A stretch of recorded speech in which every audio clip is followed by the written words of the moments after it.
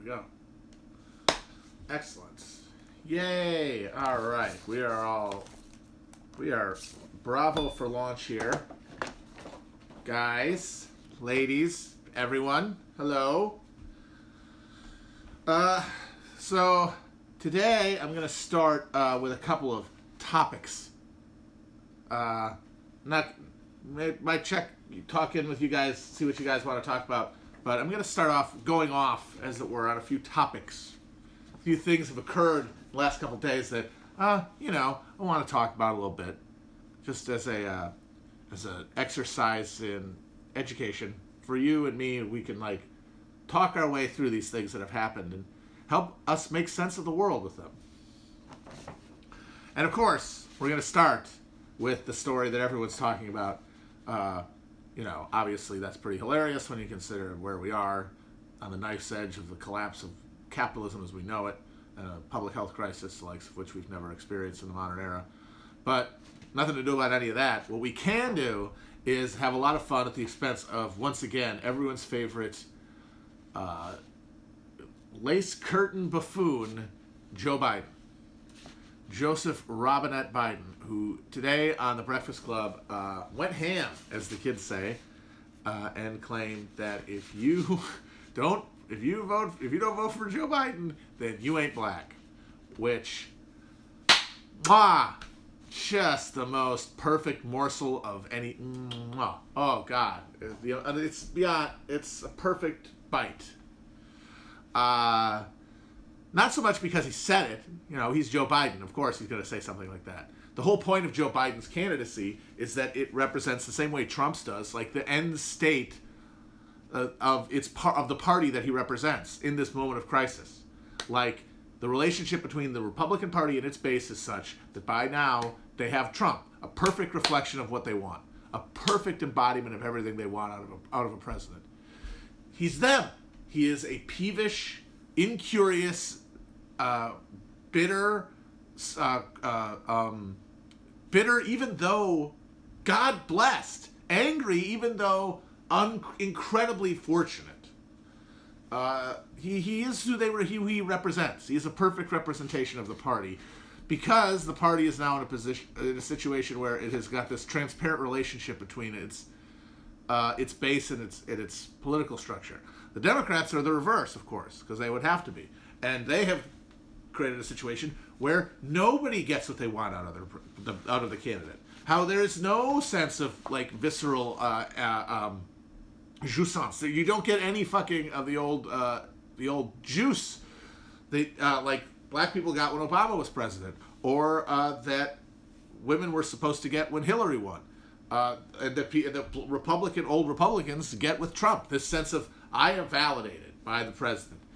This is saying, the Democrats now are saying, no one gets that, because we're left with him. Because in order to maintain the structure, in order to maintain our interests, and in order to deny that there's anything like class or political or access to capital having to do with political power, and we're not going to challenge the existing parameters of that, and we have nothing to offer you. Because what we used to offer you was, at least, nothing's changing in the new neoliberal era. Nothing's changing, but you can get represented. You can get some fun, just like Republicans. Nothing's changing, but our guys are going to get, they're going to trigger the libs more, and they're going to be more oafish. They're going to be more like you.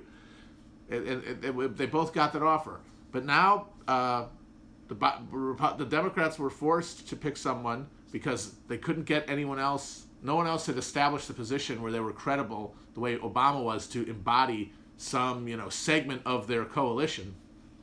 They got a guy who maintained loyalty to enough Democrats because of their memory of him associated with Obama. So it's like a contact high. It's already a second order thing. It's smoking the resin. It's a desperation move. And now they have to try to sell that to a general election electorate, which is not nearly the same thing. And that means that their only move, since they cannot offer the thing that their party has traditionally offered, they have this old mummy who represents no one, who represents the worst in the party from an ideological perspective, whose record is everything that these people claim to care about, and his record on all axes of intersectional oppression, he's bad. So what the hell are you supposed to say? What are you supposed to think? You're supposed to say and think, Trump is worse, therefore you are morally obligated to vote for Biden. Now, that was always the gun to the head of every Democratic voter, right? But there was always something else too. There was some positive part. There was some joy to be had in the Democratic tent, some sense that you were representing a more progressive social vision. Gone now. That's out the window with Biden. It's purely and only an appeal to negative emotions about Trump. There is nothing else. And because Biden is the transparent embodiment of his party's relationship to their base, because of his dementia and his lack of filter, he is, when challenged, pushed back to the only real argument he has. I'm not Trump. Go vote for Trump if you don't like me. He was saying that shit during primaries when people had other options. And now he's saying it in the general. Because that's the only appeal they have. And of course, nobody wants to hear that because it really does show you the degree to which they have you completely over a barrel. If you accept their premise, that is. If you accept the premise that that the Republican winning is always the worst outcome, and that there's like no context in which a Republican winning in the short term could lead to anything good. It's all one disaster after another until somehow we interrupt that by electing a Democrat and fixing it and like wiping the slate clean. I don't know how that's supposed to work. But that's their claim of how this shit goes down. Is you've got a Republican and we're all terrified of him, and you are required to vote for him. But that means is that you can make no claims on them. There is no pressing them forward. There is no being an activist. There is no seeing anything better done because you have no leverage. Like Zerlina Maxwell the other day said, Biden has to nominate a black woman as VP. And a million people asked her, I don't think she responded, what if he doesn't? What if he doesn't for Zerlina? Because there's no answer. There's no response. Someone actually said, I'll be unhappy, I'll vote for Biden, but I'll do it angrily. The degree to which you have to acknowledge that you don't have a choice is the degree to which you feel powerless in this. And that's bad enough for voters. It's even worse for these fucking opinion columnists and thought leaders and political operatives who are supposed to give the impression and intent of themselves as having political influence and power. Like the whole point that the reason they're in politics is not supposed to be for personal advancement, right? They're Democrats. They're good people. They're in politics to help. But they can't say I'm voting for Biden because he's better than Trump, and there's nothing that could happen that could change that. Emphasizing that only makes everyone ask the question that Bob's did in Office Space. What is it you do here? What are you for? You have this, the party and the candidate will do what they want. You have no place in this. All you are doing is to justify what they do after they say it. And if everyone sees that as your role, as just this propagandist, you lose a lot of credibility. Or at least they're afraid they will.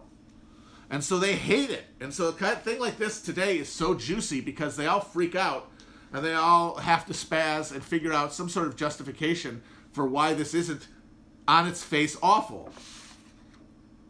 And of course, the one thing they could say is it's not going to matter. And the thing is, yes, that's true.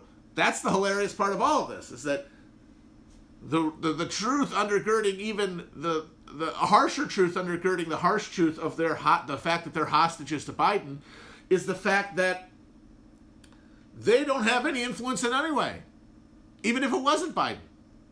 The whole class of people they're squawking are purely ornamental. They're talking to each other and trying to convince us that they have some reason for the perch that they assume, some reason they have a check mark. They have some value add. And they do not.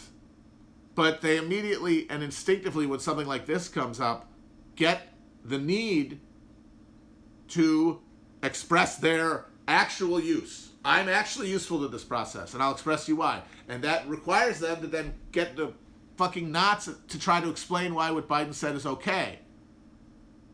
Why is that fine? I mean, my God. does, as my friend Dan Kay said, does that mean that that Diamond and Silk aren't black and Rachel Dolezal is? Are we at that level? You want to make those? You want to strip race of all like non. You want to strip race of everything except just total social signifiers? Go for it. But to just say that out loud in violation of so many carefully constructed towers of bullshit that these people have spent years making, so that you don't notice, hey, maybe this is bullshit. Maybe all this intersectionality is just getting us more awful Republicans and awful Democrats, and nothing is getting better. Maybe there's no intersecting at all. Maybe it's just parallel roads that lead to the fucking shit gutter. Maybe we should do something about this. No, don't you see? No, race is a delicate dance, and it needs to be acknowledged at every level, and we need to intersect it with all these other things. And then you got a guy like Biden saying, "Yay, black people! Hey, look black, vote for me, or else you're a honky." Destroys their entire thing. It destroys everything they've done because they have to defend it. They have to defend it. And how do they defend it? There's a bunch of different ways. One guy, I'm going to go through a few tweets here in response to this, because I think it's just, all of it is so fucking instructive. This isn't a big guy, but I just wanted to point this out for like the older boomery Biden supporter, like the real boomers, as opposed to the younger people who are, they're all on the arm. They're all just Democratic flak operatives one way or the other.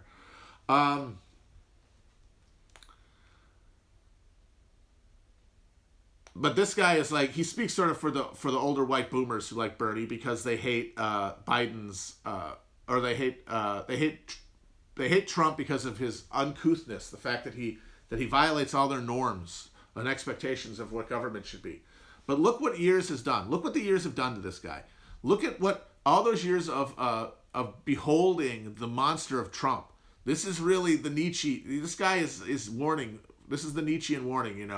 He who fights monsters risks becoming one. If you stare into the abyss too long, the abyss stares back. So this guy says, Chris Jackson is his name, and he's a blue check dickhead, and I think like a Trump replier. And he says this: I've said it before and I'll say it again. Joe Biden is going to be Joe Biden, regardless of what you think. And personally, that's why I like him. He's real. He's authentic. And he's gone through far too much in his life to give a shit what blue checks say about him on Twitter. Okay. That is just, to a word, what people say to defend Trump. I mean, identical. That's exactly how people talk about Trump. When the Clorox thing, every time he said something racist, like the shithole countries, they're saying he's being honest. Trump's honest and he's a real man, okay? And you can't accept that. And I think what these guys saw over the time is that they kept yelling, that's not fair, at Trump as he just kept ignoring all the rules. And they realized they want to do it too. That's where their joy is going to come from. Not ideological, of course. Get out of here. They don't care about any of that. But now, instead of like getting pleasure from denying themselves those sweets, those sweet indulgences of politics, they can just gorge. And they're going to go to town. And at some point, all these old white fucking aggrieved idiots are going to realize that they really have nothing separating them. They're all the same class. They all have the same broad interests. They all have the same reactionary social view of younger people, basically. At some point, they're going to realize, let's just fucking fuse around one character, one candidate. And then, of course, my favorite, Hannah Jones, Pulitzer Prize winner for her work with the 1619 Project, which I've talked about on here about how that is the whole premise of that thing, from what I understand, is baloney. Reading this certainly makes me think my instinct on that is correct. And that all those people who fled to defend it from guys like James McPherson, just because Ben Shapiro said it was bad, that meant it had to have been good? Just absolute tribalistic reflexiveness, none of it having anything to do with the real questions at hand. Very disappointing every time you see it. You hate to see it. So Hannah Jones, who worked on the 1619 Project, and is a Democrat, a proud Democrat, says, "There is a difference between being politically black and being racially black. I am not defending anyone, but we all know this and should stop pretending that we don't." Someone replies, "What does this mean?" She said, "If you don't know, it ain't for you," which that is how politics works generally, is you make a political claim, and then when people ask you for more information, you say, "It's not my job to educate you." And so the person replies, "I'm not the only one that asked. I'm also a black person." To which she replied, "Yes, I am capable of seeing your avatar, and I will repeat. If you don't understand the difference between being born/designated a certain race and taking up a particular set of racial politics, I am not going to educate you here." So obviously, like I said, this just destroys all this carefully crafted years of talking about how like race is this fundamental aspect of American life, right? Like this shit is like the Ta-Nehisi Coates thing, you know, the brand, the 1619 Project too. The idea that racism is a scarring brand across America that is so inextricably fused with capitalism that it can't be unbroken from it. And that therefore, you know, basically racism is as defeatable as capitalism, which if capitalism isn't defeatable because of the racism, I guess you just have to live with it, but maybe you can reduce the racial part. Capitalism, you can't really do anything about. So obviously that's part of it. But so that all goes out the window. All that goes out the window. That thing that they spent all these years that she won a Pulitzer Prize writing about, out the window. It's gone now. This invalidates the entire thing. Because if race and politics are that breakable apart, then race is not the indelible, daily, scarring and punishing and traumatizing element that drives all white and black people apart and means that they can never really come together, and that therefore racism can never really be overcome, just like capitalism can't, only mitigated. Destroy's gone. Blew it over in 1 second. Why? Not to make sure that Biden gets reelected or gets elected. It's not going to matter. Nothing she says is going to matter at the level of a fucking candidacy this late out, this far for the election. No, it's to preserve her pace in the hierarchy. Because people are going to say, you like this Biden guy, you also are supposed to be a racism expert. What do you think what he said? You can't say I condemn him because you can't not vote for him. Oops. So all you can do is say it actually wasn't bad. And so the first thing that comes to mind, regardless of how it conflicts with everything else she believes and everything else she's ever written, but first thing that comes to mind, just to save your ass a little bit. And then she ended up deleting it, so it didn't even work. The wicked flee when none pursueth. It's really funny. But they did all that. They destroyed their entire project. Their entire attempt at like reifying neoliberalism is inextricably linked and metaphysically connected to racism, meaning you cannot address class in any way because that's not addressing race. Because class means people other than the affected racial group. Therefore, by definition, you cannot talk about class and race at the same time. It can only be race or class. And so, destroyed the whole thing. I mean, it's goddamn beyond everything, Ed Tom. For a 1 second reprieve from judgment that didn't even work. It's pretty stunning. It's a crazy world. They ought to sell tickets. Hell, I'd buy one. And then there's my favorite, Dr. Jason Johnson, the faux Birdie Bros, another fucking hack idiot who goes on MSNBC to say that Bernie wasn't intersectional enough or whatever the fuck. Says, just a thought, how about we listen to the entire Joe Biden interview with Charlemagne the God before we start roasting him? A white man telling a black man who isn't racist, isn't black, isn't excusable. But what led to that exchange and why Biden was triggered matters as well. Well, then it is excusable, right? Because if it's inexcusable, then nothing can mitigate that. That's what inexcusable means. that there's no situation that could mitigate the fact of the inexcusableness. If Biden's triggering, the idea of Biden being triggered, obviously hilarious, couldn't affect that. So it's excusable. You're excusing it. In fact, you are excusing it by bringing it up, because it's not like this is like a piece of shattered cuneiform found in a fucking the plains of Nineveh or something. It's a goddamn interview that happened fucking 5 minutes before he said that. You can look at the tape. So that means that just say, hey,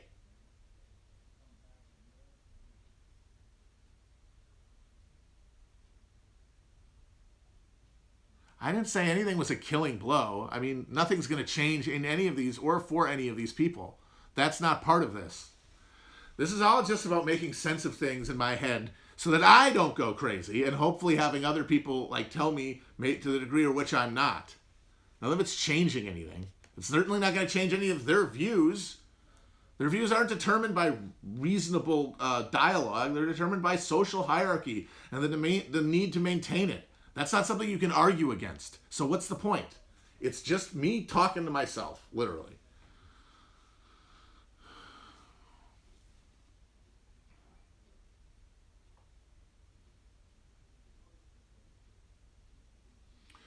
So all of them, all of these people who've spent years and years and years cultivating their expertise to us, the great unwashed, as speakers on all issues of social trauma and justice, along racial lines, along gender lines, have decided in the last 3 months that none of it matters, that it's all bullshit. They don't believe a word of it. Because they are in a relationship with the Democratic Party where their fortunes and its are inextricably linked, and their interests are fused at the level of its class project. I mean, furthering oligarchy. That's what the Democratic Party is for. And they have decided that their role is to be courtiers of that. And if that's the extent, they're lashed to the mast and they're going down with the ship. And all that's left for them to do is reassure each other that, no, we're not all sellout morons. No, we're principled smart people. And here's the proof.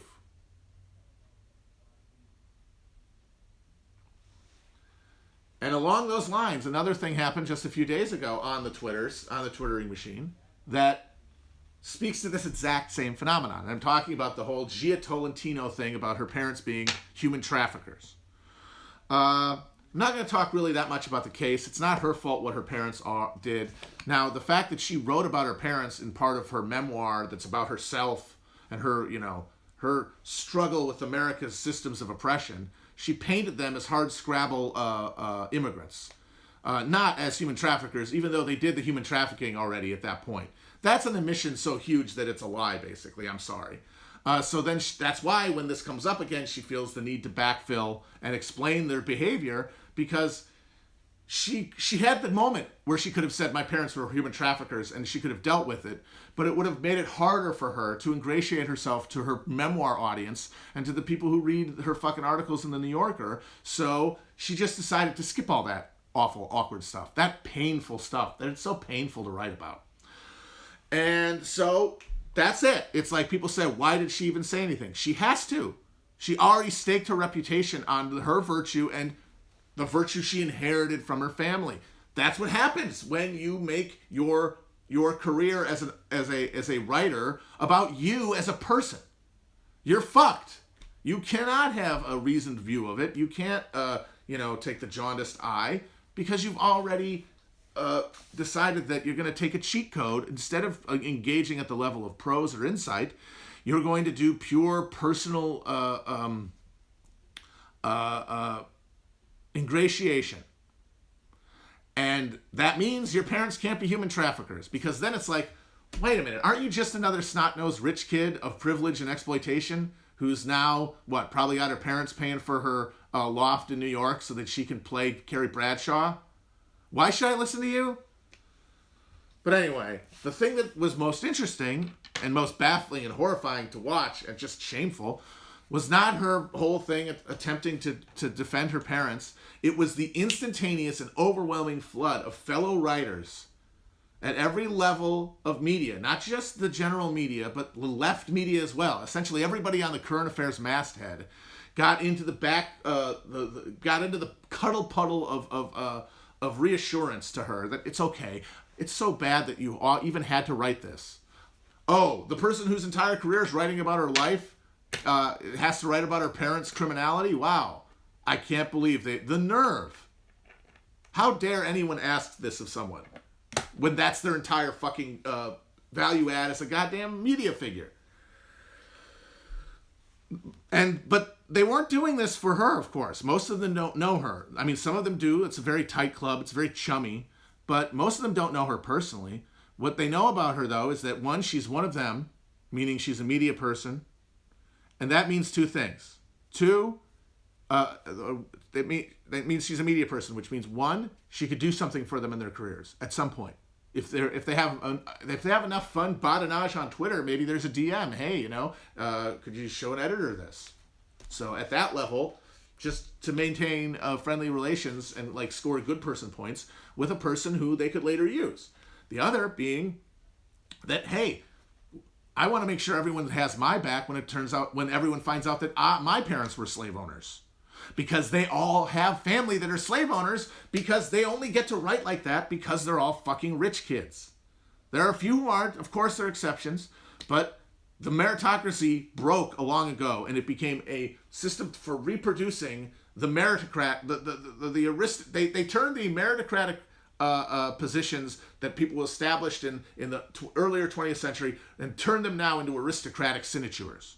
And so all these people are just rich people's kids writing about it to each other. And so they know that people find, just like the slave guy. How many people came out of the woodwork when that guy's paper about, yeah, my family owned a slave, then I had the slave. Eventually I decided to pay her minimum wage. I felt kind of bad about it. Oh, now I'm going to die so you can't drag me. How many people came out of the woodwork to say, this is more complicated than it looks? Really? Why? Well, in my family, okay, never mind. You're another global oligarch. Just because you're not from the United States, just because you're a different race, doesn't mean you're not part of a global 1% of willful, knowledgeable exploiters and arbitragers of human misery. And just the fact that, I dealt with anti-Asian racism in school or whatever. It's like, yeah, that sucks. But you still are in a position wildly exalted beyond the average American, and not because you were, with all that racism, and I'm still pretty popular. Wow, that must mean I'm really talented. No, the millions and millions of dollars of your wealthy fucking parasite family helped. But you can't mention that. None of them want to mention that because almost all of them are part of it. And the ones who aren't part of it, they need those jobs. So they're not going to stop kissing ass. So that means everyone has a in the front of their mind motive to kiss her ass and tell her it's okay. And just like with the Biden thing, the lengths people went to destroy any pretense that they actually believed any of the socialist bullshit that they've been mouthing for the last 4 years because it's trendy online. Every defense that they mustered of her is one that's been mustered against criminal scumfucks in every fucking walk of life. A number of people who said, well, it couldn't have been that bad because they pled down and didn't serve any jail time. Yeah, because they were fucking rich. Don't you people talk about how all the time about how rich people have different justice? You don't think that might be more operative to these millionaires getting a fucking slap on the wrist? I mean, otherwise, how do you explain it? Because the explanation is, oh, they were targeted by the racist ICE and Bush administration. Just classic racism. Until the case couldn't sustain itself anymore. Darn it. Really? They didn't plea down to a better deal like every other rich scumbag does when they get caught because they have good lawyers? You wouldn't accept that answer for a second in anybody else. If that was Michael Tracy's family, you wouldn't accept that. You wouldn't say, the police are the ones who said this, and what are laws? You only extend that benefit to somebody who you think can help you in some way down the line. And that means you didn't believe in any of this stuff. You never believed in it for a second. It was an instrument. It was a tool for your social advancement. And people have been talking about that And it's been like this running argument on Twitter about like, how much can you trust people? And like I've said on this place, I've said that like there's a reason that everybody resorts to bad faith, and that Twitter is such an undialectical space. And one of the big ones is there are these people everywhere. There are tons of them. Not everyone, but how the hell are you supposed to tell? How can you tell? And so that uncertainty drives everyone crazy. And they decide to rely on shibboleths. So that's what ends up happening. Because everyone is suspicious. The only people you can trust are the people who mouth the right words to you. The people who know the passwords. But of course, if you know the passwords, you can say anything. It doesn't matter. You don't have to believe anything if you know the passwords then. And that's what we have with people. All these motherfuckers have learned the passwords. They're not hard. And now they're just using them to walk everywhere they want. And that's why people treat the place with such distrust and why you can't have an argument there. So I would say, for as horrifying as this all is, and as much as it probably makes you want to go on the internet and scream into the void, and no one does me, I literally am screaming into the void about it, there's really not going to be any benefit there, because none of the stuff I've explained just now, none of those incentives change by you owning somebody. It's baked in. It's fixed. There's no changing it.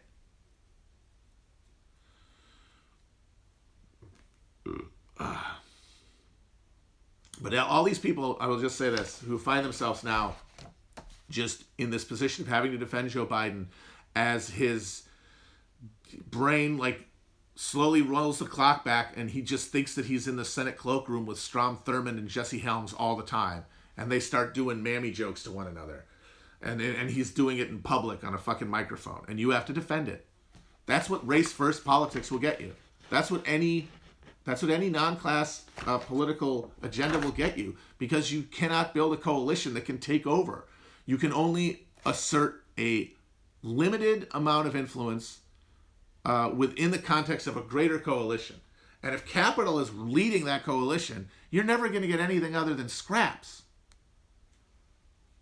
And that's where we find ourselves.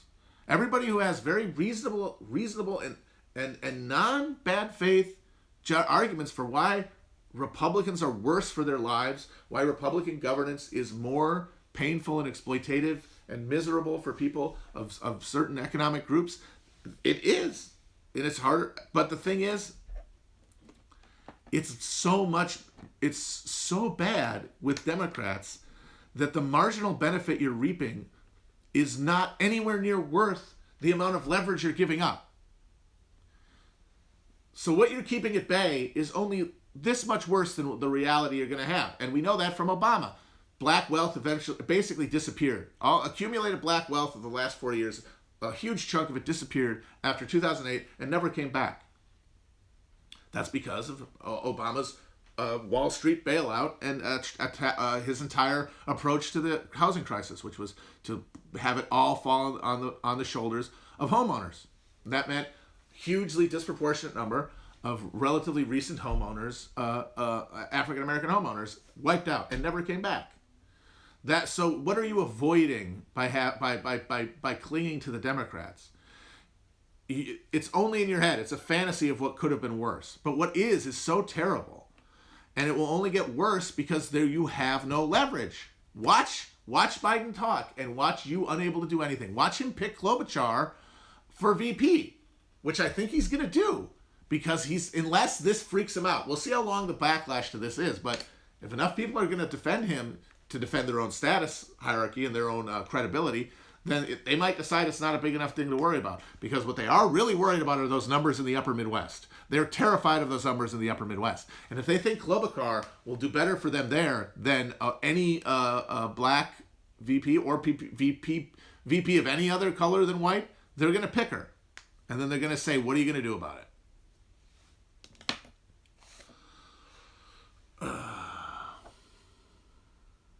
So Grill. That's the gist of what I'm saying here. As you can see, it's a bunch of bullshit. We have no control over any of it. No matter what Biden says, no matter what Trump says, it's still basically a coin flip because the great mass of American voters are not moved by any of this stuff. And we're just the fucking we're the little birds cleaning the teeth of the crocodile. That's us. And hoping not to get bitten. Hoping we can get our fucking bodies out of the way when he gets hungry. But guess what? Eventually, you're a little slow, and then you get eaten too.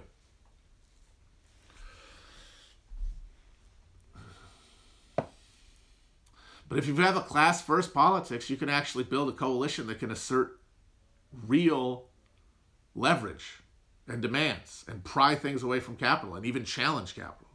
It cannot be done because what is your intersection of interests? Because if you have an intersection of oppression, that's explanatory. I think that's a useful rubric to explain oppression. But then what do you do about it? What's your intersectional praxis? What's your intersectional interest point to mobilize around? I mean, for the most part, the one that's most prevalent, the one that reflects most the oppressions we're talking about is class. Because racial oppression is felt by degrees, and those degrees are pretty much tracked very, very strongly with class.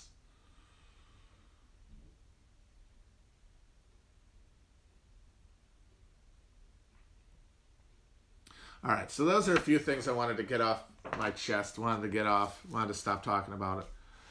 Got my gears all grinded up, but I want to get these ideas out just so that I understand them. And I have one other thing that I wanted to say. This is Matt's Movie Corner, and then maybe we'll take some questions. So I finally, after fucking months and months, and I said this a couple days ago, someone asked if I'd seen Dragged Across Concrete. No, because I was doing this waiting game to see when it was available on some streaming service to see for free. And I was actually about to give up last night and fucking just click on the thing and watch it, and pay for it. It would have come to HBO, which I have, so I didn't have to pay extra for it. So I watched Dragged Across Concrete last night, and I gotta say, I think it's his best film. I've liked all three of the Craig Zahler films. I really liked Brawl in Cell Block 99. I think I might even like this one more. Mike D'Angelo, the critic, said that Zahler is kind of trying to be the modern day Don Siegel, and I think that is precisely correct. That is his game. Like, if you asked him who he's trying to be, even if he didn't know, the real answer is he's trying to be Don Siegel. Just muscular, meat and potatoes, American reactionary exploitation shit. Like the white male id, unleashed in a world it never made or doesn't get to make anymore, smashing against the confines of society, and doing so in the most violent way possible. So I think he really pulls it off in that movie, and a lot of people got mad at it because it's his most explicitly political yet, because he made the first movie, Bone Tomahawk, and some people muttered a little bit because it has like these bestial Native American tribes people, cannibals, as the bad guys. And, he makes pains to distinguish them from other Native American tribes, but people sort of whispered a little bit, I don't know, man, that's a little problematic. Then he made Brawl in Cell Block 99, which has Vince Vaughn going to war with the cartels and has a lot of racially coded language, and it has kind of a MAGA flair to it, even though it's all very subtle. And everyone's like, oh, I think he's really one. In this one, he just lets it out. He has scenes where the cops are literally just sitting around going, damn cell phone cameras won't allow us to do our jobs, thanks to the damn media. And they're like, yes, true. And he's got these little vignettes that are just like, they could be short films directed by, like, if TPUSA had any talent behind it. But it's all shot in, like, the house style of sort of post-millennial like prestige programming, and it really made me realize that of all the people who've tried to resurrect the exploitation genre in the 21st century and try to do exploitation movies, like postmodern exploitation movies, he is the one who gets them the most. One, I think, because he is a reactionary, and what he gets the thing that most of these people who do neo-exploitation don't get, which is that exploitation films are inherently to one degree or another reactionary. Specifically, vigilantism shit, cop shit is fucking, it's reactionary. Anything that's about somebody getting fed up and doing an insane amount of violence on people outside the law is reactionary in that it credits like violence as a solution rather than any kind of socially like cooperative endeavor towards a resolution of conflict. That's not terrible, and it doesn't mean it's it's unwatchable. I mean, people think that now because we've bound up our politics and our art so much that we can't get them straight, and we're all anxiety riddled about it all the time. But it's a reactionary genre, and therefore the best people to make it are reactionaries. And the way that he like threads in the right wing stuff in the movie, which is also, by the way, filled with incredibly good, deeply felt like social observation and commentary and texture. Because it's not vapid, it's not dogmatic. That stuff is in there because you can't. One of the big problems with trying to make a neo-exploitation movie is that you can't shock people the way you could with exploitation films because people have seen everything. We're all desensitized. Violence doesn't do anything. Violence doesn't move the needle. How do you make violence move the needle anymore? And Zahler realizes it has to be in contrast to something. The violence has to come as a contrast to the other things in the movies. That didn't used to be the case because the movie was a contrast to everything else. But now everything is movie, so that the contrast has to come inside the film itself. And so the contrast of this staid sort of Paul Haggis-y vibe with just explicit reactionary content, it shocks you a little bit. It jars you.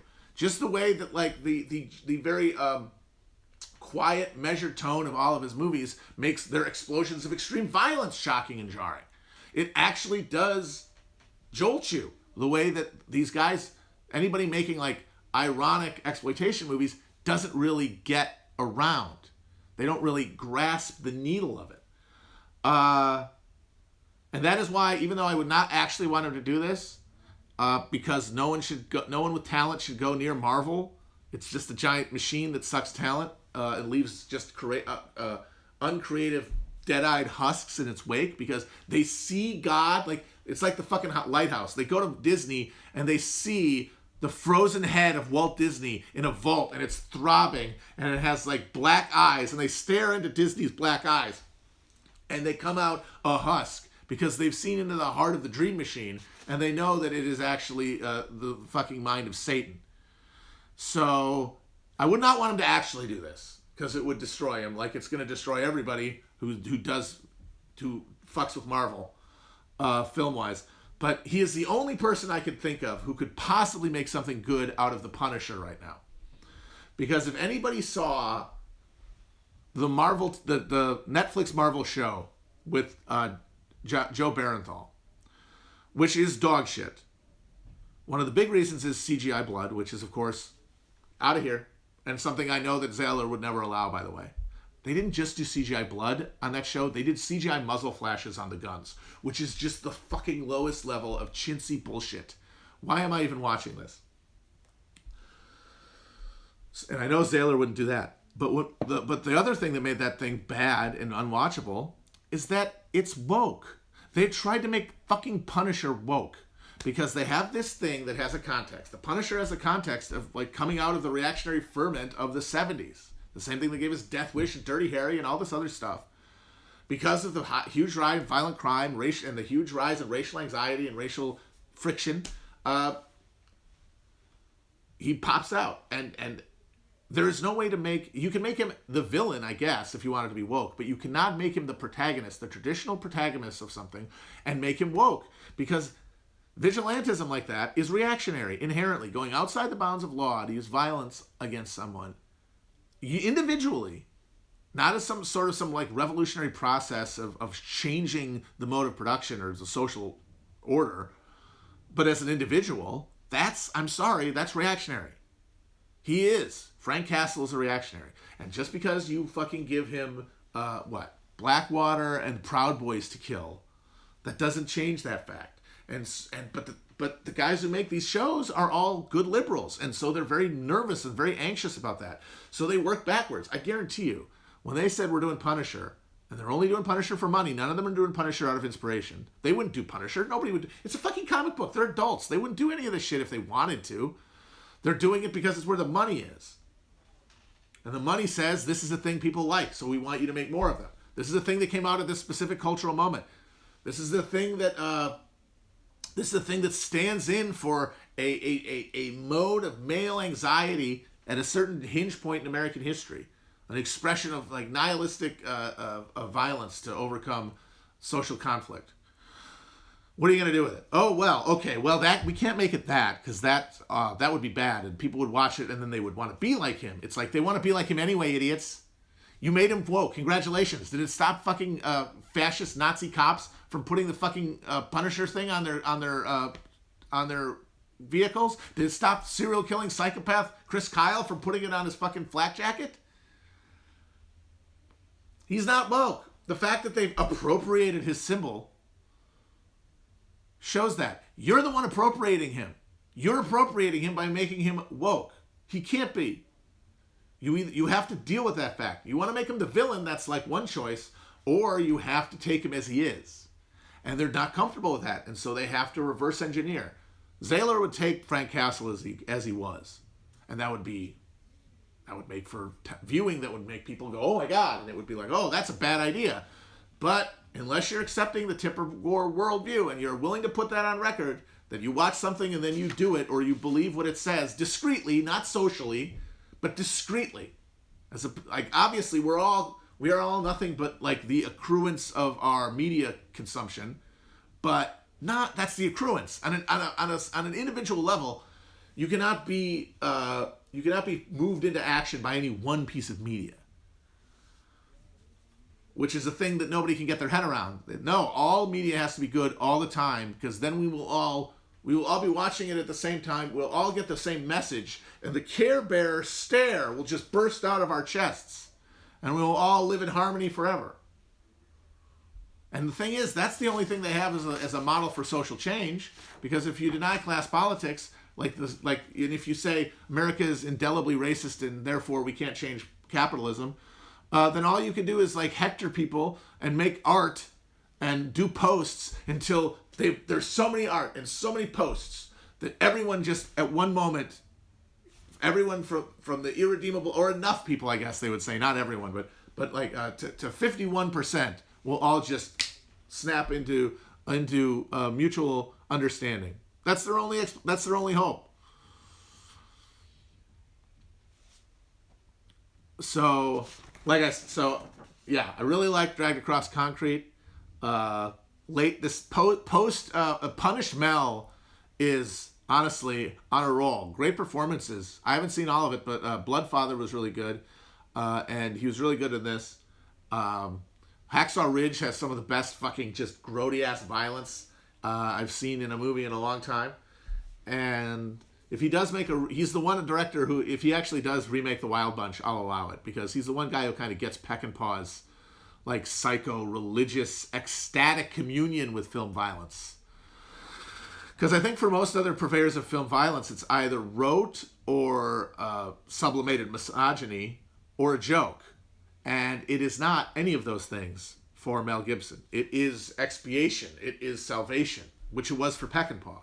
So, thumbs up for Dragged Across Concrete. And yeah, if you're going to make an exploitation movie and you're a left-winger, you can. You just have to leave it at the door. You know, you just have to take it as it comes instead of trying to deform it into something it can never be.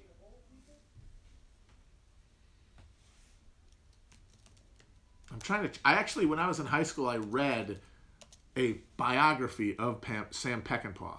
You can tell this was before the internet. I would never imagine now reading a biography of Sam Peckinpah. But I did because there was nothing to distract me. Certainly not girls.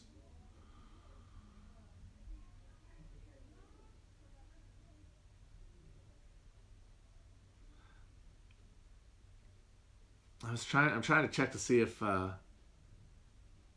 Peckinpah was Catholic. Can't remember. I don't think he was. His family was like Western pioneers, so I don't think so. But he certainly had that Catholic fixation on blood, the sanctity of blood.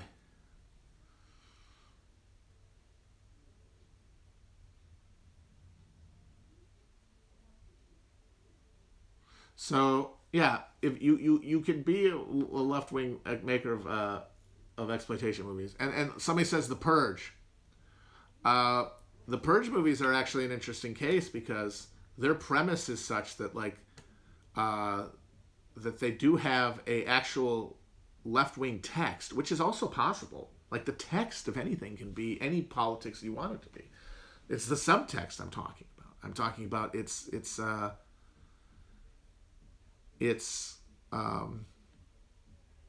heart, and that's why election day is so weak at the end, because they go lib. They go lib at the end because they can't handle the implications of the genre they're working in, and also they use fucking CGI. And for me, you're not making exploitation unless you're using squibs. I know that CGI is cheaper now, so therefore squibs are actually the luxury Cadillac A-list thing. But I'm sorry, you can find somewhere else to cut. You can always find something else to cut. If they could put squibs in surviving edged weapons, you can find the budget for squibs in your movie. They did squibs in fucking Wild Bunch, for Christ's sake.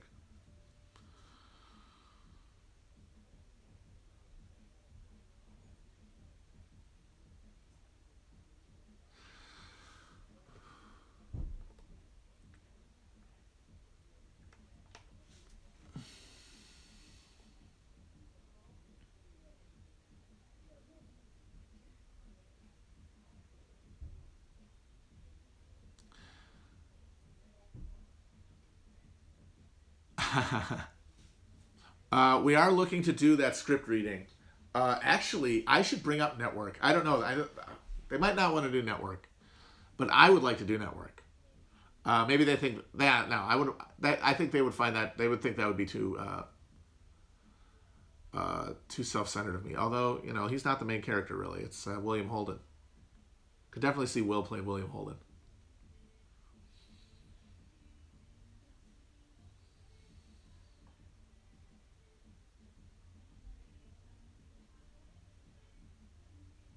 But we are probably going to do Miller's Crossing if we can get everybody on board.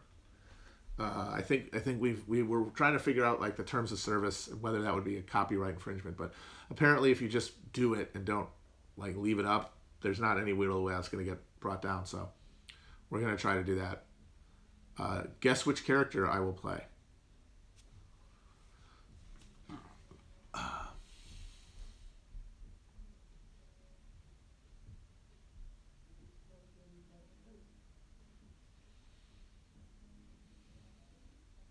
Bernie? Yeah, no.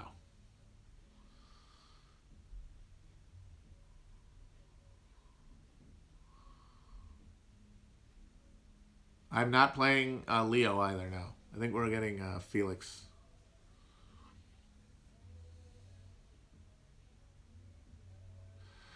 How can the Coen brothers make incredible, insightful films and then be libs? Because art and politics aren't the same thing.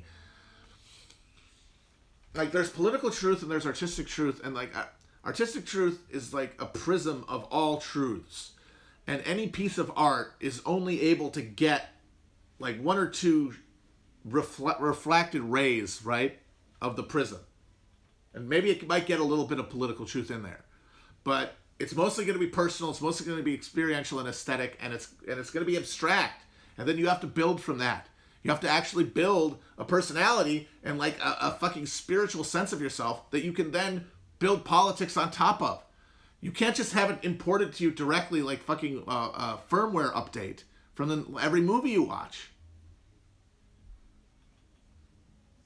These things have lives of their own. What we're all trying. I mean, my God, especially when you consider how collaborative film is as a genre. How many minds, how many efforts, how many decisions are made. The idea that any of this stuff that there's any coordinating anything, you just have to be open. And the thing is, you might not find any, and that's fine too, but you have to be open to the magic, basically, the moments of grace, the sublimity of any piece of art. Because it's not necessarily going to be resonating on frequencies of the political, but there are other frequencies of truth and beauty that exist and that can be expressed by almost anyone in any place and time.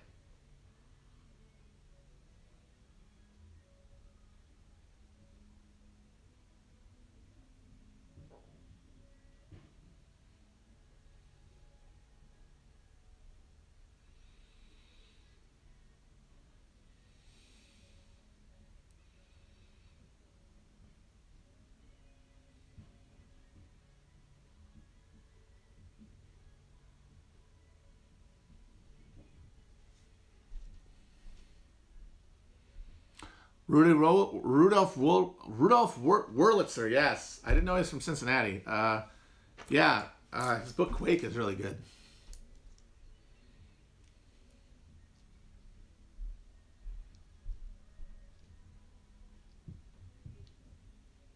All right, this is an interesting question just because it's so weird. What is the governance ownership of Chapo LLC? Anything socialist in its structure? I don't know what that means. I mean, we all own it equally, so I guess that is. So it's like owner operated or like worker operated because we're also the thing is that we're not workers, but we're also not capitalists. We're craftsmen. We are this cottage industry craftsmen of a bygone era. Like that is people want to know like what's the podcaster niche. At least like the ones who do self direct distribution like us, as opposed to ones that have an ad network or something. It's would you like my wares? I'm a Cooper basically. We're all like word Coopers, and you come into our shop and you buy our barrels or not, but we made the barrels, and then we get the money for the barrels. That's it. We're not socialist because it's not. It's a pre-modern form of it's a remnant. I mean, over time it'll go away. Like all non-capitalist social relationships will go away, but it still exists in fragmentary form. I have seen Upstream Color. That guy is wild. He just did an interview where he said, "I basically can't do movies anymore. I'm sick of fucking trying to get money off of them, to make them." Which really should remind you. I mean, how can any of these things that you got when you see filmmakers of genuine talent just give up because of how hard it is to raise money for things that have like an actual vision behind it? How little must people care about in like a basic artistic like sense of ownership, sense of care? How little must everyone care when they're making fucking Avengers? How little must everyone care in order to put up with the demands of that much money, the requirements of that degree of investment? You would have to just turn your actual artistic investment into the thing into a little fucking kernel. So how could the thing coming from that collective shrug be good?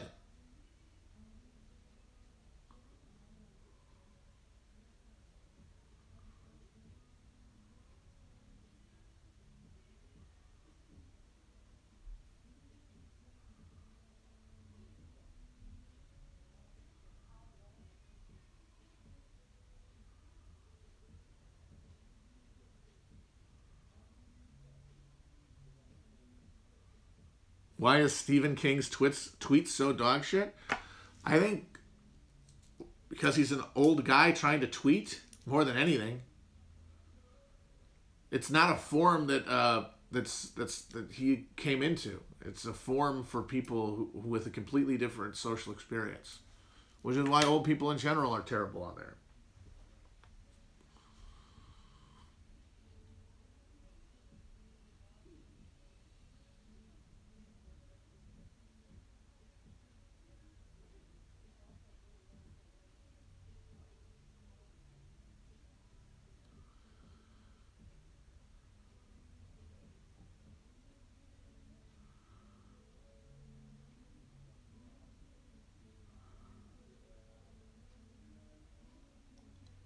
I mean, and the thing I don't understand about the people who cling so hard to the idea that politics must be expressed in art and has to on a moral level. Like if you push them, why does it have to be this way?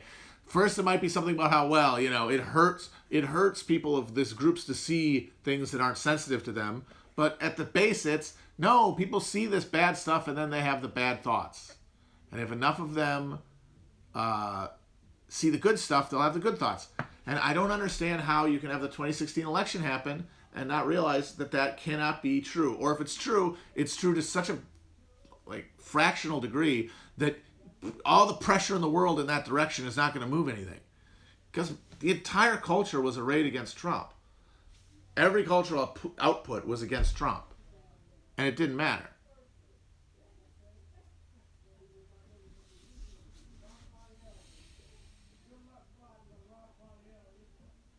I might do a Spanish Civil War episode. We'll see. It's gonna, like I said, my goal would be to get everyone mad at me. Hunt for Red October is one of those great, man, that was a real stretch in the late 80s, early 90s of just some perfect action movies. Really, it sound, I don't want to, I sound old, but I'll say it. They don't make them like that anymore. Just perfect little propulsive thrillers. The same time as like Die Hard and stuff. Predator.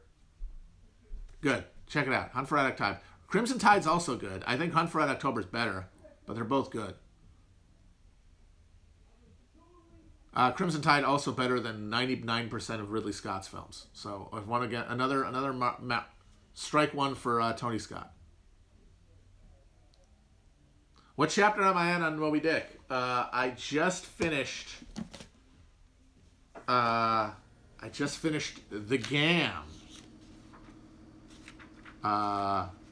which is a delightful little chapter.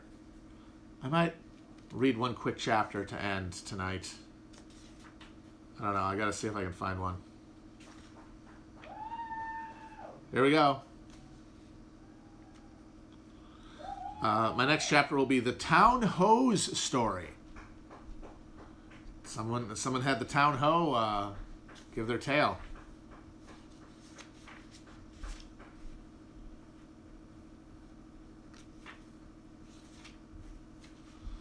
That one was very weak. I think it's because it's really overcast today and kind of gloomy. I don't think a lot of people are outside. Oh, wait a minute. Never mind. Sometimes they'll go and they'll gutter out a little bit. And then I think they get a little embarrassed that they stopped, and then they'll all kind of dare each other to go back up. I will read Ulysses. I'm just not. I'm going to reread. I'm trying to go through the 20th century. I'm trying to go through levels of semantic facility. I feel very comfortable with Moby Dick. I'm going to go to Gravity's Rainbow, which I've always felt a harder time getting my head around. And then I'm going to do Ulysses.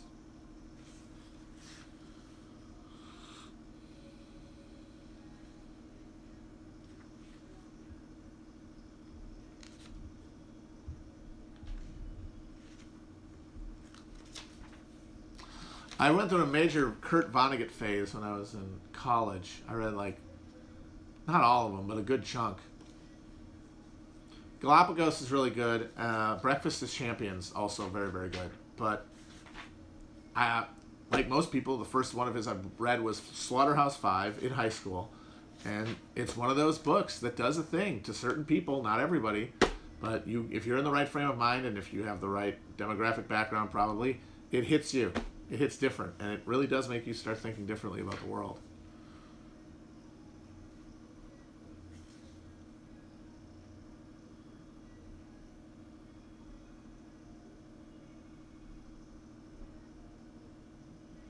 Someone wants me to read The Lee Shore.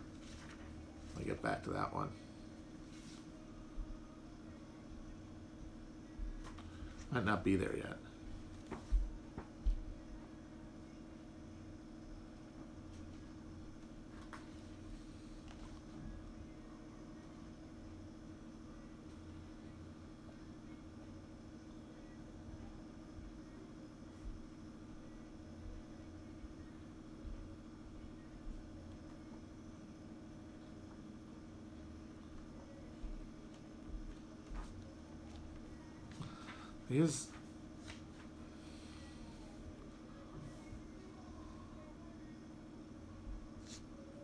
Oh, somebody wants me to talk about the demiurge. All right, I'll see if I can find this thing, and then talk a little bit about the demiurge. So, it's in the Gnostic Christians, who were an early Christian sect, they believed that the material world was essentially created by an evil spirit that intervened between God and eternity to create a false version of the world that we all live in material bodies created for the purpose of keeping us from each other and from God, most importantly. And that it was our duty in life to try to transcend that category through concentration of will and faith and spirit, gnosis as it's called, to understand that higher truth. And I think that that's a useful metaphor for the way that we all live in a reality that is really constructed by an evil demon. That evil demon being the collective historical weight of all humans who came before us, the history of all dead generations weighing on the minds of the living. We live in structures that we are born into that we did not have any hand in creating, and those structures are deformed. Like our expectations of things, our ideology that we operate under, our expectations of other people, our reward systems are deformed. They're bent away from harmony with nature, harmony with other people, harmony with God. They are bent towards rudeness and hatred and exploitation, domination, fear, misery, because of the intervening, because of the failures of generations of people to see the world as it really is, because of all of the things that they have to deal with that others have placed on them. So that's the demiurge. And the thing is that we can transcend it. We can bring the crooked timber of reality closer to an even keel. But it just takes a lot of fucking time and a lot of faith and a lot of will. And those things are all sapped by the culture we live in. The demiurge basically directing us away from the holy and towards selfishness, but selfishness is at the end of the day self-defeating, because we can have nothing without each other. We can have nothing without each other.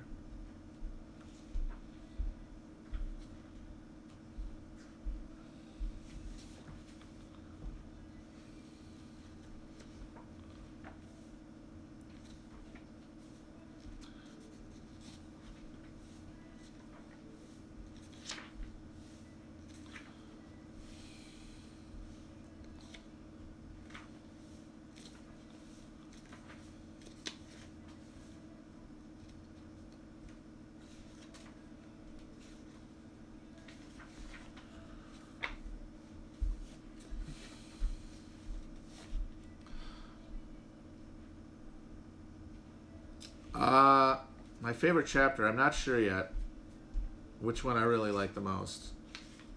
But let's do the really short. Here it is. Oh yes, this is very good. Well, it's so short. And it's so perfect. It's like 5 perfect paragraphs. Some chapters back, one Bulkington was spoken of. A tall, new-landed mariner encountered in New Bedford at the inn.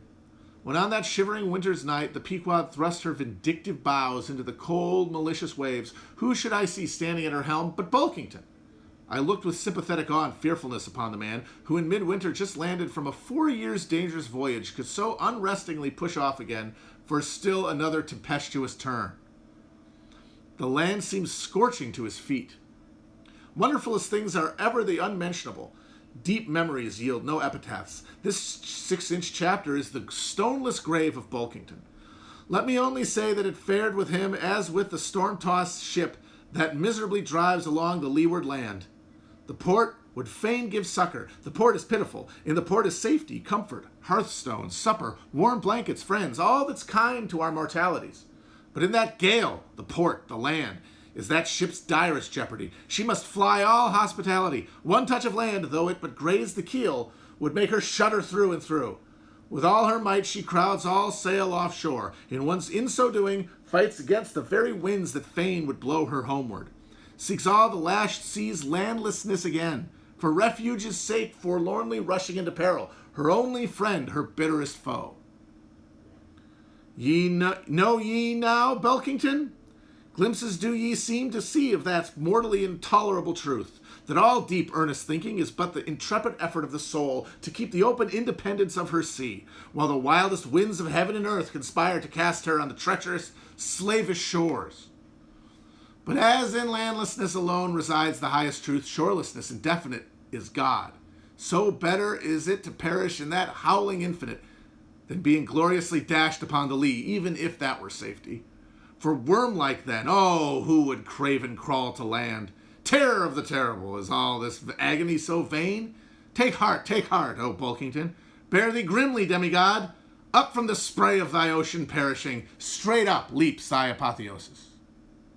That's actually a good chapter to read right after talking about Gnosticism, because I feel like that if you want to understand like what I mean by like the demiurgical nature of reality, this thing, all deep earnest thinking, prayer, meditation, communion with our understanding of the infinite, which that's God in any language, is but the intrepid effort of the soul to keep the open independence of her sea, while the wildest winds of heaven and earth conspire to cast her on the treacherous, slavish shore.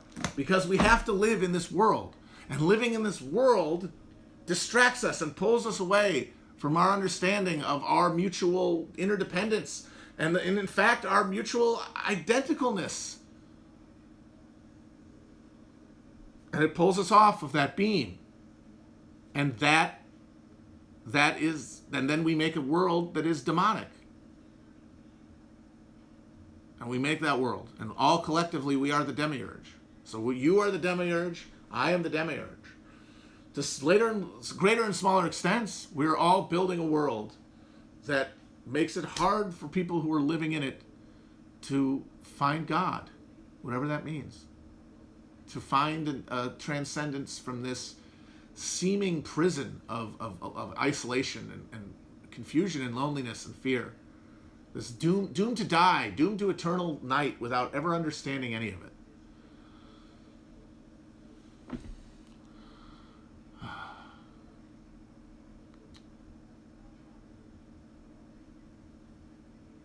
All right, guys. Talk to you soon. This is a good one. Bye-bye.